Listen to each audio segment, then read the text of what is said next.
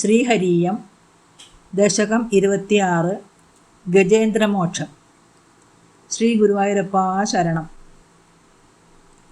പാണ്ഡ്യരാജൻ ഇന്ദ്രദ്യുമ്നൻ പർവ്വതമാമലയത്തിൽ പൂജയ്ക്കിടെ ധ്യാനനിരതനായിരിക്കെ അതിഥി സൽക്കാരം തേടി അവിടേക്കു വന്നു ചേർന്ന അഗസ്ത്യനാം മാമുനിയെ കണ്ടതുമില്ല. അനാദരമെന്നു തോന്നി അഗസ്ത്യനും കോപിഷ്ഠനായി ആനയായി മാറിയിടട്ടെ എന്നു ശപിച്ചു. ഭഗവത്സ്മരണയുള്ളിൽ പ്രകാശിക്കും ഇന്ദ്രദ്യുമ്നൻ ഗജരൂപം പൂകിയിട്ടും ധന്യധന്യനായി. ആനകൾക്കും രാജാവായി ഗജേന്ദ്രനായി മാറി രാജൻ പിടിയാനകൾക്കുമൊപ്പം വിഹരിക്കവേ ശരീരശക്തിയാൽ സർവജന്തുക്കൾക്കും രാജനായി ഭക്തജനത്തിനെന്നെന്നും ഉന്നതിയല്ലോ. പാലാഴിക്കു നടുക്കുള്ള ത്രികൂട പർവ്വതദേശേ പലവിധ ക്രീഡ ചെയ്തു കഴിഞ്ഞൊരാന പാലാഴിനാഥൻ തന്നോടെ പ്രേരണയാൽ താമരതൻ പൊയ്കയിലിറങ്ങി പല കളി തുടങ്ങി. ദേവലശാപത്താൽ ഹൂഹു എന്ന ഗന്ധർവനോ ഒരു മുതലയായി തടാകത്തിൽ കഴിഞ്ഞിരുന്നു.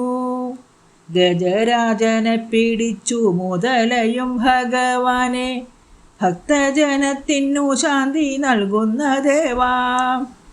ഭവദ്ഭക്തി മഹത്വത്താൽ എതിർത്തു സഹസ്രവർഷം ഭക്തനാകും ഗജേന്ദ്രനോ അവസാനത്തിൽ ഭഗവത് പാദത്തിൽ ഏകാഗ്രത സിദ്ധി കൈവന്നപ്പോൾ മുതലയ്ക്കു കീഴടങ്ങി ഭവതിച്ഛയാൽ. പരമാത്മാവാകും ദേവാ പൂർവജന്മസ്മരണയാൽ താമരപ്പൂവുകൾ കൊണ്ടു അർച്ചിച്ചു ഗജം. നിർഗുണ ബ്രഹ്മരൂപത്തെ ആരാധിച്ചു ഗജേന്ദ്രനും ഉത്തമമാം ശ്ലോകങ്ങളാലേറെ ഭക്തിയാൽ. സ്തോത്രം കേട്ടു ബ്രഹ്മാദികൾ തങ്ങളെയല്ലെന്നു കണ്ടു ഗജേന്ദ്രന്റെ അടുത്തേക്കു പോയതുമില്ല. സർവാത്മാവാം ഭഗവാനോ ദയാസാഗര വേഗത്തിൽ ഗരുഡാധിരൂഢനായി അവതരിച്ചു.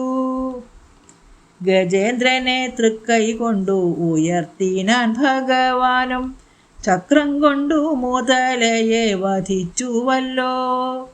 ശാപമോഷം നേടി ഹൂഹു ആനയ്ക്കു ലഭിച്ചുവല്ലോ ഭഗവത്സ്മമാനമായ ദിവ്യസ്വരൂപം. ഈ കഥയെ പ്രഭാതത്തിൽ സ്മരിക്കുന്ന മനുഷ്യനു ശ്രേയസ്സേറും എന്നു ഭവാൻ അരുളി ചെയ്തു. ഇരുവരും സ്വസ്ഥാനമാം വൈകുണ്ഠത്തിലേക്കു പോയി ഗുരുവായൂരപ്പ എന്നെ രക്ഷിച്ചിടണേ. നാരായണ നാരായണ നാരായണ നാരായണ നാരായണ നാരായണ വാതാലയേശ.